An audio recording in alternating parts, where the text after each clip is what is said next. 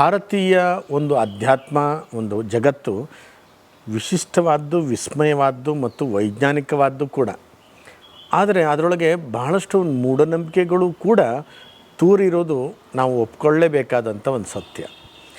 ಇದರೊಳಗೆ ಭಾಳ ಪ್ರಶ್ನೆ ಎಲ್ಲರನ್ನೂ ಕಾಡ್ತಕ್ಕಂಥದ್ದು, ದೇವರು ಮೈಮೇಲೆ ಬರುತ್ತಾ? ಮೈಮೇಲೆ ಬಂದು ದೇವರು ನುಡಿಯನ್ನು ಕೊಡೋಕ್ಕೆ ಸಾಧ್ಯನಾ? ದೇವಿ ಬರೋದು, ದೈವಗಳು ಬರೋದು, ದೇವರು ಬರೋದು, ಶನಿದೇವರು ಬರೋದು, ವೀರಭದ್ರ ಬರೋದು, ಎಲ್ಲ ದೇವರು ಬರೋಕ್ಕೆ ಸಾಧ್ಯ ಇದೆಯಾ ಅನ್ನುವಂಥದ್ದೊಂದು ಪ್ರಶ್ನೆ. ಅದರೊಳಗೂ ಕೂಡ ಈ ಅಥರ್ವಣ ವೇದ ಬಹಳ ವೈಜ್ಞಾನಿಕದ ತಳಹದಿಯಲ್ಲಿ ಇರತಕ್ಕಂಥ ಒಂದು ವೇದ. ವೇದಗಳು ಹೇಳಿರ್ತಕ್ಕಂಥದ್ದನ್ನು ನಾವು ಭಾಳ ಸೂಕ್ಷ್ಮತೆಯಲ್ಲಿ ಅರ್ಥ ಮಾಡಿಕೊಂಡ್ರೆ ಮಾತ್ರ ನಮ್ಗೆ ಅದರ ಅರ್ಥ ಆಗತ್ತೆ. ಹಾಗಂತೇಳಿ ವೇದಗಳ ಅರ್ಥ ಆಗದಿದ್ದಾಗ ಅದನ್ನು ದೂರೋದು ಭಾಳ ದೊಡ್ಡ ತಪ್ಪು. ವೇದಗಳು ಎಲ್ಲೂ ಕೂಡ ಅದರೊಳಗೂ ಅಥರ್ವಣ ವೇದದಲ್ಲೂ ಕೂಡ ದೇವರು ಮೈಮೇಲೆ ಬರೋದನ್ನು ಹೇಳೋದು ಇಲ್ಲ. ಯಾಕೆಂತಂದರೆ ಪರಬ್ರಹ್ಮ ಅನ್ನುವಂಥದ್ದು ಸೂಪರ್ ಪವರ್, ಜಗತ್ತಿನ ಅತೀ ಒಂದು ವಿಶೇಷವಾದಂಥ ಒಂದು ಶಕ್ತಿ. ಈ ಶಕ್ತಿ ನಾನಾ ರೂಪದಲ್ಲಿ ನಮಗೆ ಕಾಣ್ಬೋದು. ಆದರೆ ಅದೇ ಶಕ್ತಿ ಎಲ್ಲ ಕಡೆ ಇರತಕ್ಕಂಥದ್ದು, ಅದೇ ಏಕಮೇವ ಅದ್ವಿತೀಯ ಶಕ್ತಿ. ಅದನ್ನೇ ಶಂಕರಾಚಾರ್ಯರು ಅದ್ವೈತ ಅಂತ ಕರೆದರು. ಇದರಲ್ಲಿ ನಾವು ಅಯ್ಯಪ್ಪ ಸ್ವಾಮಿ ಅಂತ ಕರಿತೀವಿ, ಮಂಜುನಾಥ ಸ್ವಾಮಿ ಅಂತ ಕರಿತೀವಿ, ವಿಶ್ವನಾಥ ಅಂತ ಕರಿತೀವಿ, ನರಸಿಂಹ ಅಂತ ಕರಿತೀವಿ, ಕೃಷ್ಣ, ರಾಮ, ಗೋವಿಂದ, ಜಗದೀಶ್ವರಿ, ಮೂಕಾಂಬೆ, ರಾಜರಾಜೇಶ್ವರಿ, ಏನೇನು ಬೇಕಾದರೂ ಕರೀರಿ, ಅಲ್ಲಾಹು, ಹೀಗೆ ಏನಾದರೂ ಕರೀರಿ. Finally supreme power, super power ಒಂದೇ. ಈ ಸೂಪರ್ ಪವರ್ನ ನಾವು ಯಾವತ್ತೂ ಕೂಡ ನಮ್ಮ ಮೈ ಮೇಲೆ ಬರೋಕ್ಕೆ ಸಾಧ್ಯವೇ ಇಲ್ಲ. ಬಂದರೂ ಈ ಮೈ ಉಳಿಯೋದು ಇಲ್ಲ. ಅಂಥ ಒಂದು ಸೂಪರ್ ಪವರಿಂದ ಬರುವಂಥ ಅಣುಸ್ವರೂಪಿ ಒಂದೊಂದು ಶಕ್ತಿನೇ ಆತ್ಮ. ಈ ಆತ್ಮ ಎಲ್ಲ ಜೀವಿಗಳಲ್ಲಿದೆ. ಅದು ಪ್ರಾಣಿಯಾಗಿರಲಿ, ಪಕ್ಷಿಯಾಗಿರಲಿ, ಮನುಷ್ಯ ಆಗಿರಲಿ. ಆ ಜೀವಿಗಳಲ್ಲಿರ್ತಕ್ಕಂಥ ಆತ್ಮವೇ ಅದೇ ಶಿವ.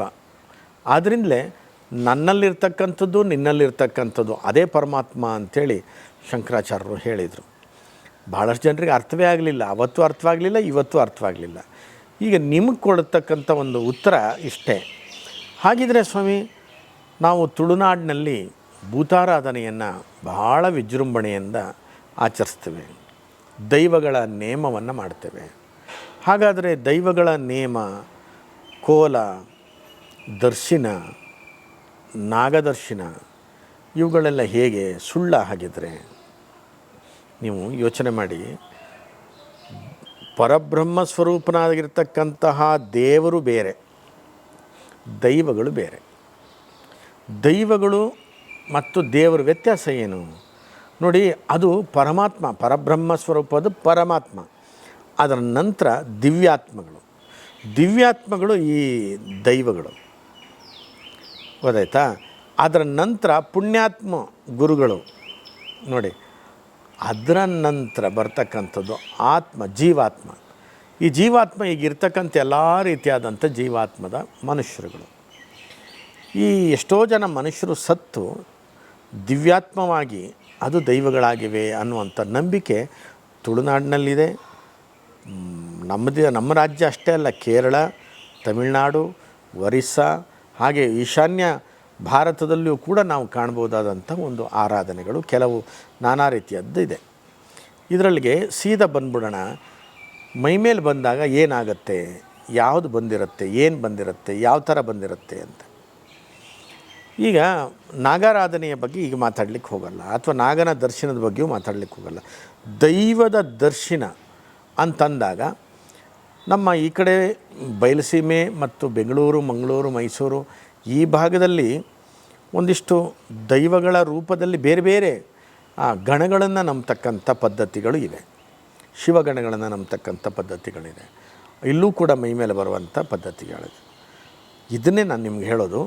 ಶಿವ ಮೈಮೇಲೆ ಬರೋಲ್ಲ, ಗಣಪತಿ ಮೈಮೇಲೆ ಬರೋದಿಲ್ಲ, ಶನಿದೇವರು ಮೈಮೇಲೆ ಬರೋದಿಲ್ಲ, ಚಾಮುಂಡೇಶ್ವರಿ ಮೈಮೇಲೆ ಬರೋದಿಲ್ಲ, ರಾಜರಾಜೇಶ್ವರಿ ಮೈಮೇಲೆ ಬರೋದಿಲ್ಲ, ವಿಷ್ಣು ಕೃಷ್ಣ, ರಾಮ, ನರಸಿಂಹ ಇವರು ಯಾರೂ ಮೈಮೇಲೆ ಬರೋದಿಲ್ಲ. ಇವ್ರ ಮೈ ಮೇಲೆ ಬಂದರೂ ಮೈ ಉಳಿಯೋದು ಇಲ್ಲ. ಇಷ್ಟೇ. ಹಾಗಿದ ಮೇಲೆ ದೈವಗಳು ಬರುವಾಗ ಹೇಗಾಗುತ್ತೆ ಅನ್ನೋದನ್ನು ಅಥರ್ವಣ ವೇದದಲ್ಲೂ ಮತ್ತು ತೈತ್ತಿರೀಯ ಉಪನಿಷತ್ತಿನಲ್ಲೂ ಕೂಡ ಭಾಳ ವಿಶೇಷವಾದಂಥ ವಿಶ್ಲೇಷಣೆಯನ್ನು ಕೊಡ್ತಾರೆ. ತೈತ್ತಿರೀಯ ಉಪನಿಷತ್ತು ಹೇಳುತ್ತೆ, ಈ ದೇಹ ಪಂಚಕೋಶಗಳಿಂದಾಗಿದೆ. ನೋಡಿ, ನೀವು ಫಿಸಿಕಲಿ ಬಿಟ್ಬಿಡಿ, ಕಂಪ್ಲೀಟ್ ಫಿಲಾಸಫಿಕಲಿ ಬಂದು ನಮ್ಮ ಒಂದು ಸೃಷ್ಟಿಯನ್ನು ನೀವು ನೋಡಬೇಕು. ನಮಗೆ ಮಾತಾಡ್ತಾ ಅಥವಾ ಕೆಲಸ ಮಾಡ್ತಾ ಅಥವಾ ಏನೋ ಒಂದು ಮಾಡ್ತಾ ಎನರ್ಜಿ ಡೌನ್ ಆಗುತ್ತೆ. ಆ ಡೌನ್ ಆಗಿದ್ದ ಎನರ್ಜಿಯನ್ನು ಪುನಃ ಪುಷಪ್ ಮಾಡೋದು ಯಾವುದು ಗೊತ್ತಾ?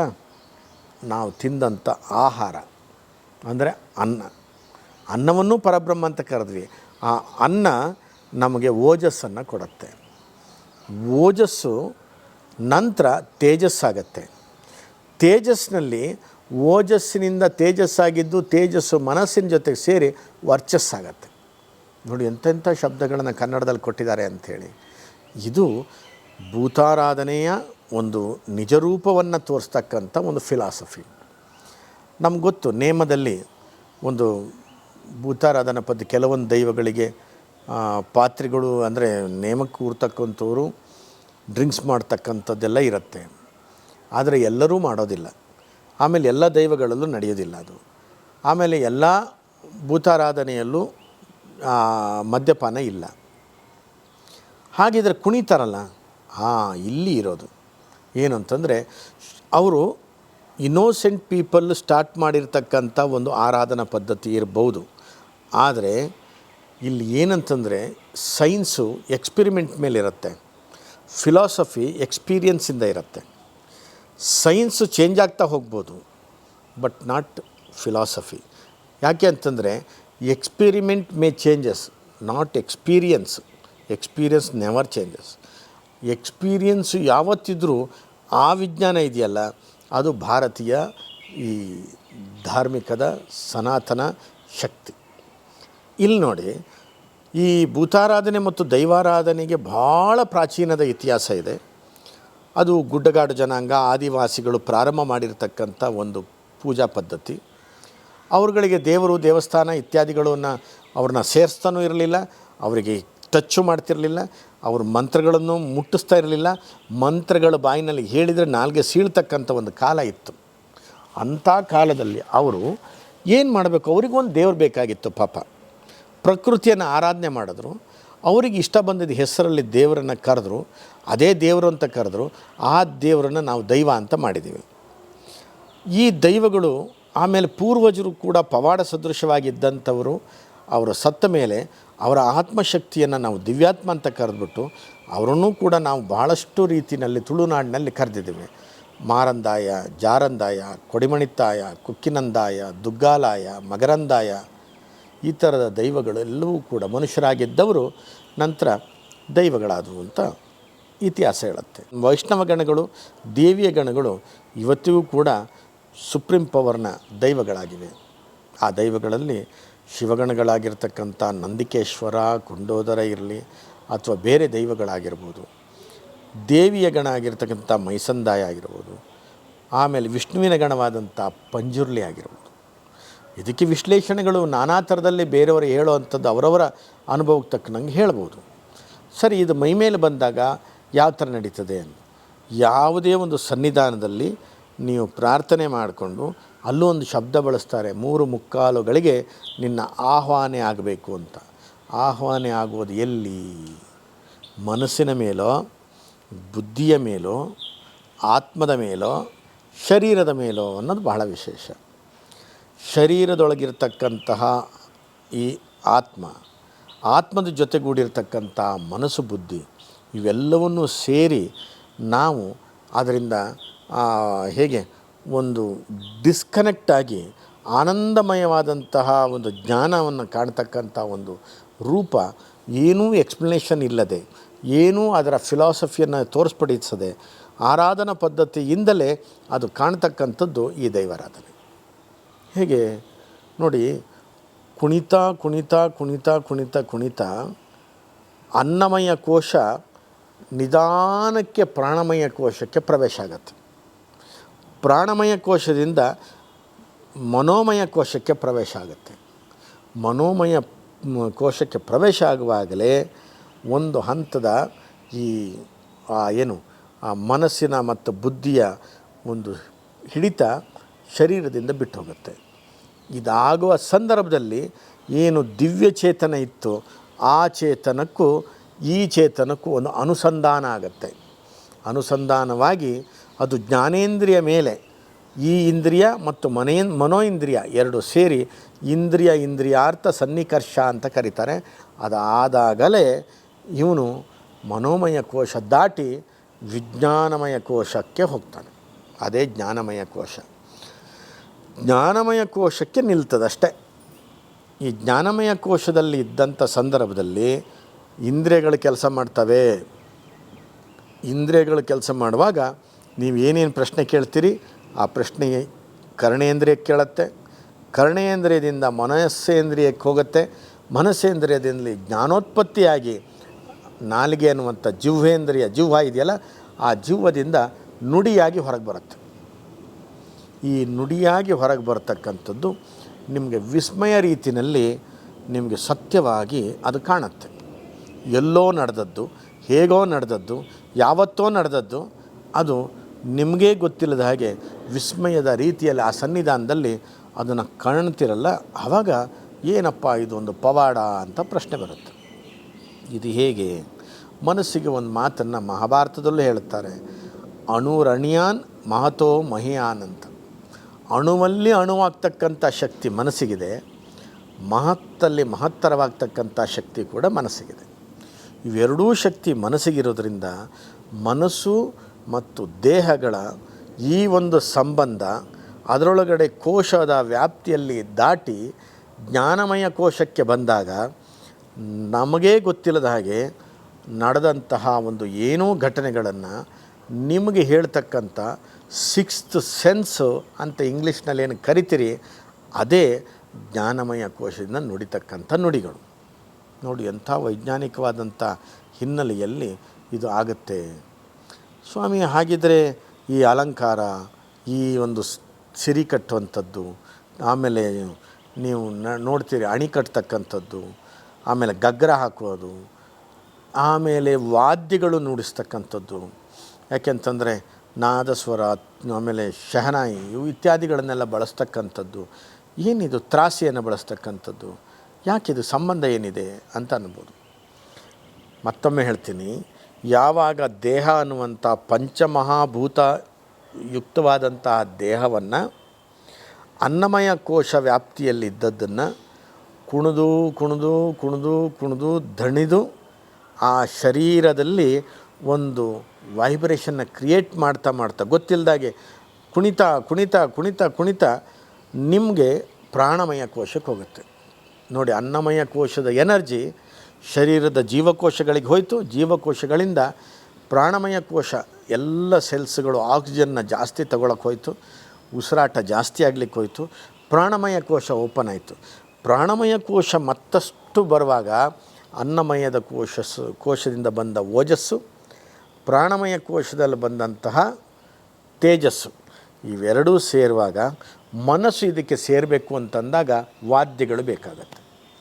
ವಾದ್ಯಗಳಿಗೆ ಇಂದ್ರಿಯಗಳು ಸೂರೆಗೊಂಡಾಗ, ಮನಸ್ಸು ಸೇರಲ್ಪಟ್ಟಾಗ ಪ್ರಾಣಮಯ ಕೋಶದಿಂದ ಮನೋಮಯ ಕೋಶಕ್ಕೆ ಹೋದಾಗ ಮನೋಮಯ ಕೋಶ ಓಪನ್ ಆಗಲಿಕ್ಕೆ ಶುರುವಾಗತ್ತೆ.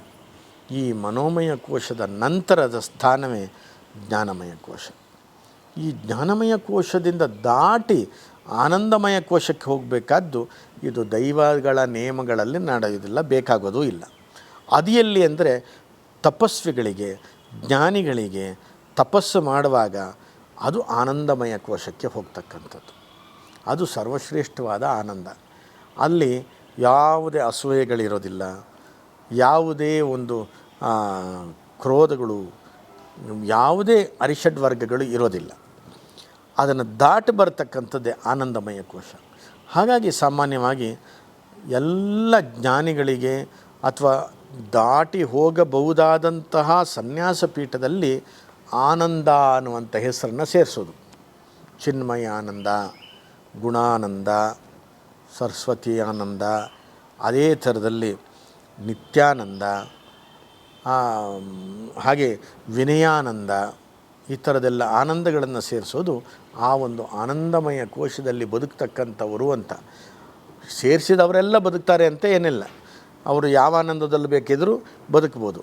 ಬಟ್ ನಿಜವಾದಂಥ ಫಿಲಾಸಫಿಗೆ ಹೋಗಬೇಕು ಅಂತಂದರೆ ಈ ಆನಂದಮಯ ಕೋಶ ಅಂದರೆ ಸಹಸ್ರಾರ ಚಕ್ರ ಅದು ಓಪನ್ ಆಗಬೇಕು. ಯಾರಿಗೆ ಸಹಸ್ರಾರ ಚಕ್ರ ಓಪನ್ ಆಗಿ ಆನಂದಮಯ ಕೋಶದಲ್ಲಿದ್ದಾರೋ ಆ ವ್ಯಕ್ತಿಗಳು ಯಾವುದೇ ಒಬ್ಬ ಮನುಷ್ಯನನ್ನು ನೋಡಿದ ತಕ್ಷಣ ದೃಷ್ಟಿಗೆ ಅವರ ದೃಷ್ಟಿ ಬಿಟ್ಟ ತಕ್ಷಣ ಇವನು ಹೀಗೆ, ಇವನು ಈ ಥರ ಆಗಿದ್ದ, ಈ ಥರ ಆಗ್ತಾನೆ, ಈ ಥರದ್ದು ಮುಗೀತದೆ ಅಂಥೇಳಿ ಅವ್ರಿಗೆ ಹೇಳ್ತಕ್ಕಂತಹ ತ್ರಿಕಾಲ ಜ್ಞಾನ ಬಂದುಬಿಡ್ತದೆ. ಅದು ಋಷಿಮುನಿಗಳಿಗೆ ಇದ್ದಂಥದ್ದು. ಬಹುಶಃ ನಿಮಗೆ ಇವಾಗ ಗೊತ್ತಾಗಿದೆ ವೈಜ್ಞಾನಿಕವಾಗಿ ಮೈಮೇಲೆ ಬರೋದು ಹೇಗೆ, ಮೈಮೇಲೆ ಬಂದಾಗ ಅವರಲ್ಲಿ ನುಡಿ ಬರೋದು ಹೇಗೆ ಅಂತ. ಹಾಗಂತೇಳಿ ಮೈಮೇಲೆ ಬಂದವೆಲ್ಲವೂ ಸತ್ಯವಲ್ಲ, ಎಲ್ಲರಿಗೂ ಮೈಮೇಲೆ ಬರೋದು ಇಲ್ಲ. ಅದಕ್ಕೆ ಆದಂಥ ಒಂದಿಷ್ಟು ಅನುಷ್ಠಾನ, ಅದಕ್ಕೆ ಆದಂಥ ಒಂದಿಷ್ಟು ಸಂಪ್ರದಾಯ, ಅದಕ್ಕೆ ಆದಂಥ ಒಂದಿಷ್ಟು ತಪಸ್ಸು ಇರಲೇಬೇಕಾಗತ್ತೆ. ಆಮೇಲೆ ಎಲ್ಲ ಜ್ಞಾನಿಗಳಿಗೂ ಮೈಮೇಲೆ ಬರುತ್ತೆ ಅಂತ ಏನಿಲ್ಲ. ಯಾರ ಮುಗ್ಧತೆಯಲ್ಲಿದ್ದಂಥವರಿಗೂ ಕೂಡ ಈ ಥರದ್ದಾಗತ್ತೆ. ಬಹುತೇಕ ಈಗ ನಾವು ನೋಡ್ತಕ್ಕಂತಹ ಎಲ್ಲ ಮೈಮೇಲೆ ಬರ್ತಕ್ಕಂಥದ್ರೊಳಗೆ 95% ಎಲ್ಲವೂ ಬೋಗಸ್ಸೇ ನಾವು ನೋಡ್ತಾ ಇದ್ದೇವೆ. 95%. ಅದರೊಳಗೆ ಕೆಲವರದು ಹೊಟ್ಟೆಪಾಡು, ಅದರೊಳಗೆ ಕೆಲವರದು ಅವ್ರದ್ದು ಜೀವನ ಪ್ರಕ್ರಿಯೆ, ಅದರೊಳಗೆ ಕೆಲವರದು ಅವ್ರದ್ದೇ ಆದಂತಹ ನಾಟಕೀಯದ ಜೀವನ. ಇವುಗಳ ನಡುವೆ ಒಂದು ಹಂತಕ್ಕಿದ್ದರೆ ಇನ್ನೊಂದು ರೀತಿಯಾದಂತಹ ನಾಟಕವನ್ನು ಇಂಟರ್ನ್ಯಾಷನಲ್ ಲೆಕ್ಕದಲ್ಲೂ ಕೂಡ ಮಾಡ್ತಕ್ಕಂಥದ್ದು, ಮೆಸ್ಮರೈಸ್ ಮಾಡ್ತಕ್ಕಂಥದ್ದು, ಜನರನ್ನು ಲಕ್ಷಾಂತರ ಜನರನ್ನು ಒಟ್ಟು ಮಾಡಿ ಇವರದ್ದೇ ಆದಂತಹ ನೃತ್ಯ, ಇವ್ರದ್ದೇ ಆದಂತಹ ಡ್ಯಾನ್ಸು, ಇವ್ರದ್ದೇ ಆದಂಥ ಹೋಮ ಹವನಗಳನ್ನು ಶೂ ಹಾಕ್ಕೊಂಡು, ಪ್ಯಾಂಟ್ ಹಾಕ್ಕೊಂಡು, ಜುಬ್ಬ ಹಾಕ್ಕೊಂಡು, ಗಡ್ಡ ಬಿಟ್ಕೊಂಡು, ಡ್ಯಾನ್ಸ್ ಮಾಡಿಕೊಂಡು ಮಾಡ್ತಕ್ಕಂಥದ್ದು ಕೂಡ ಅದು ಕಾರ್ಪೊರೇಟ್ ಮಟ್ಟದಲ್ಲಿ, ಇಂಟರ್ನ್ಯಾಷನಲ್ ಮಟ್ಟದಲ್ಲಿ ಫ್ರಾಡ್ ಆಗ್ತಕ್ಕಂಥದ್ದು ಕೂಡ ಇದೆ. ಒಟ್ಟಿನಲ್ಲಿ ನಿಜವಾದ ಸೈನ್ಸ್ ಯಾವುದು ಅಂತಂದರೆ ಆತ್ಮ ಮತ್ತು ಪರಮಾತ್ಮನ ಜೊತೆಗೆ ಎಲ್ಲಿ ಅನುಸಂಧಾನ ಆಗ್ತದೆಯೋ ಅಲ್ಲಿ ಮಾತ್ರ ಸತ್ಯ, ಅಲ್ಲಿ ಮಾತ್ರ ಆಡಂಬರವಿಲ್ಲದೆ ಆ ಶಕ್ತಿಯನ್ನು ನೀವು ಕಾಣ್ಬೋದು.